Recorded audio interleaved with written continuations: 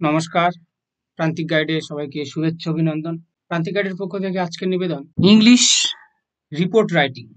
আমাদের LCC English এবং প্রত্যেকেরই যে কোনো ক্লাসে, নিচু ক্লাসে বিশেষ করে 5 to 12 রিপোর্ট রাইটিং রয়েছে। আমি আজকে এনেছি রিপোর্ট রাইটিং, রিপোর্ট কিভাবে লিখতে হয় এবং উদাহরণ সহযোগে এক্সাম্পল দিয়ে আমি দেখিয়ে দেবো একটা রিপোর্ট। এবং খুব গুরুত্বপূর্ণ হচ্ছে তোমরা রিপোর্ট কিভাবে লিখতে হয়, কি কি রুলস অ্যান্ড রেগুলেশন রয়েছে, সেই রিপোর্ট রাইটিং এর ফরম্যাট অর্থাৎ রুলস অ্যান্ড রেগুলেশনটা তোমরা শিখে নেবে, জেনে নেবে। সেটা খুব গুরুত্বপূর্ণ তোমাদের কাছে, কারণ যেহেতু গ্রামাটিক্যালের মূল কাজ হবে, প্রাথমিক কাজ হবে তোমাদের কাছে নিয়মগুলো শিখে নেওয়া। Email writing, error correction, report writing, letter writing, সমস্ত ফরম্যাট রুলস অ্যান্ড রেগুলেশনটা শিখে নেওয়া, জেনে নেওয়া। এই রিপোর্টটা আমি দিয়ে দিচ্ছি, এবং বিশেষ করে রুলস অ্যান্ড রেগুলেশন যেটা খুব এসেনশিয়াল অ্যান্ড ইম্পর্টেন্ট।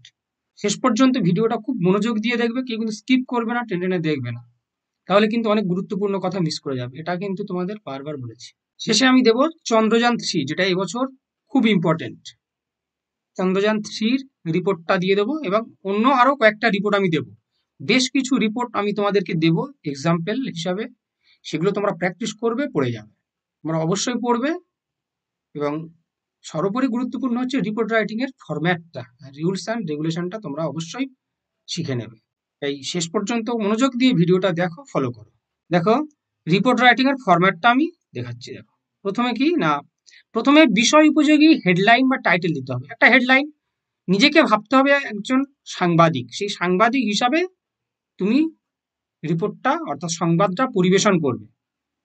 আমাদের খবর কাগজগুলো দেখে নেবে তোমরা, একটা ইংলিশ পেপার বা বাংলা পেপার একটা নেবে, আনন্দবাজার বিশেষ করে নিলে খুব ভালো। সেখানে দেখো প্রত্যেকটা খবরের একটা করে টাইটেল বা হেডলাইন রয়েছে। তোমরা নিজে যেহেতু একটা রিপোর্টার, নিজে যেহেতু একজন রিপোর্টার হিসাবে এটা লিখছো, তাই আগে ভাবতে হবে আমি সাংবাদিক। সেখানে কি কি গুরুত্বপূর্ণ নিয়ম রয়েছে, কি কি ইম্পর্টেন্ট রুলস অ্যান্ড রেগুলেশন রয়েছে, সেগুলো ফলো করতে হবে। প্রথমে একটা হেডলাইন বা টাইটেল দিতে হবে, তারপরে খাতার মাঝ বরাবর হাইফেন দিয়ে বাই লিখে নিজের নাম লিখতে হবে। বাই এ স্টাফ রিপোর্টার যেমন লিখতে হয়, এরকম লিখতে হবে।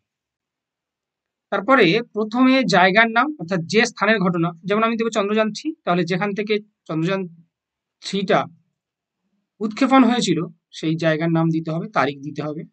বা যে কোনো একটা ইনসিডেন্ট যদি পড়ে, যে কোনো একটা ঘটনা যদি পড়ে, সেক্ষেত্রে কিন্তু সেই জায়গার নাম দিতে হবে। যদি অন্য কোনো বিষয় হয়, যে ধরো সর্বশিক্ষা অভিযান নিয়ে একটা রিপোর্ট করে, জায়গা যে স্থান কলকাতা দিলেও চলে যাবে।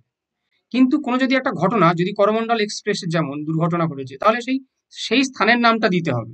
বা কাশ্মীরে এখন যেমন সেখানে একটা ভোট হতে চলেছে, সেই নিয়ে একটা কাশ্মীরের মানুষ এখন খুব ভালো রয়েছে, সেইখানে এখন টুরিস্টরা যাচ্ছে, এখন কাশ্মীর হাসছে, এই নিয়ে একটা তোমাদেরকে রিপোর্ট লিখতে হতে পারে। বা দিতে পারে যে কোনো একটা কলেজে সেখানে পড়াশোনা উপযোগী পঠন পাঠনের ব্যবস্থা নেই, তো লাইব্রেরি ব্যবস্থা নেই, বা মিউনিসিপ্যালিটি এরিয়াগুলোতে ডেঙ্গুর উৎপাত, সেই নিয়ে একটা রিপোর্ট লিখতে হতে পারে। এই সমস্ত রিপোর্টগুলো মোটামুটি পলিউশন, ডেঙ্গু, এগুলো নিয়ে কোনো একটা রিপোর্ট লিখতে হতে পারে। এরকম একটা জায়গার নাম, তারিখ লিখে মোটামুটি দিতে হবে। তারপরে দেখো, এই কোলন চিহ্নের পর থেকেই মূল বিষয়বস্তু লিখতে হবে।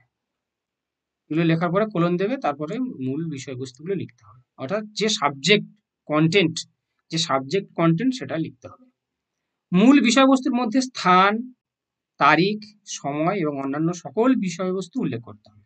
মূল যে বিষয়বস্তু লিখছো, যে ঘটনাটা অবলম্বনে লিখছো, সেই জায়গার নাম, তারিখ, কবে ঘটেছিল, যদি অ্যাক্সিডেন্টাল কিছু হয় সেখানে কিছু ক্ষয়ক্ষতির উল্লেখ করতে হবে, কিছু প্রাণহানি, কিছু হসপিটালে, এবং ক্ষতিপূরণের ব্যবস্থা কেন্দ্র সরকার, রাজ্য সরকার এবং মন্ত্রীরা সেখানে পরিদর্শনে গিয়েছে, এবং এবং দোষীদেরকে খুঁজে শাস্তির ব্যবস্থা সরকার সেটা করছে, সরকারের ভালো মন্দ তুলে ধরতে হবে।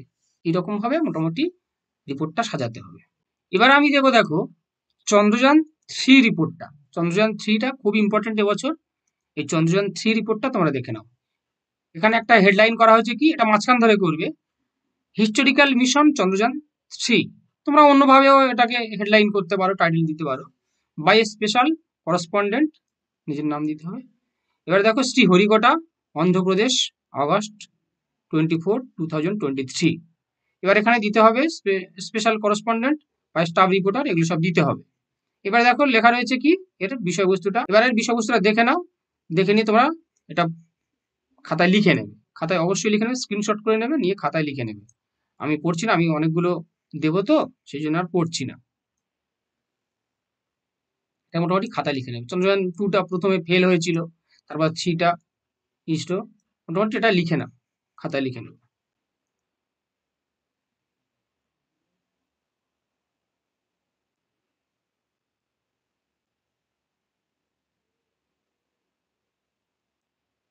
নরেন্দ্র মোদী, মাননীয় প্রধানমন্ত্রী নরেন্দ্র মোদী টুইট করেছিল, তার প্রশংসা করেছিল, সেগুলো দিতে হবে। একদম পুরো ডিটেলস বিষয়বস্তুটাকে মোটামুটি সাবজেক্টে তুলে ধরতে হবে। এই হলো চন্দ্রযান 3 রিপোর্ট। এবারে অন্য একটা রিপোর্ট আমি দিচ্ছি, দেখো আরো একটা রিপোর্ট আমি দিচ্ছি, right a report on the seminar on child labour organised by your college. তাহলে চাইল্ড লেবার সম্পর্কে একটা সেমিনারের আয়োজন হয়েছে, সেটা লিখতে হবে। Seminar on child labour, in এই জায়গার নাম দিয়ে দেবে, ইন রায়দিঘি কলেজ, বাই নিজের নাম, এবারে স্টাফ রিপোর্টার দিয়ে দেবে, রায়দিঘি স্থানের নাম দিয়ে দেখো এবারে ডিটেলস এটা লিখতে হয়েছে, এটা লিখে নাও। দেখেছো, সময়, স্থানের নাম এসব দিতে হয়েছে। খুব ভালোভাবে এটা ফলো করবে, দেখে নেবে। এখানে আর একটা রিপোর্ট রয়েছে, দেখো একটা report blood donation camp, blood donation camp সম্পর্কে একটা রিপোর্ট। আমি একাধিক উদাহরণ দিয়ে আমি দেখিয়ে দিচ্ছি, এক্সাম্পল দিয়ে দিচ্ছি, নোটসগুলো এগুলো ফলো করবে।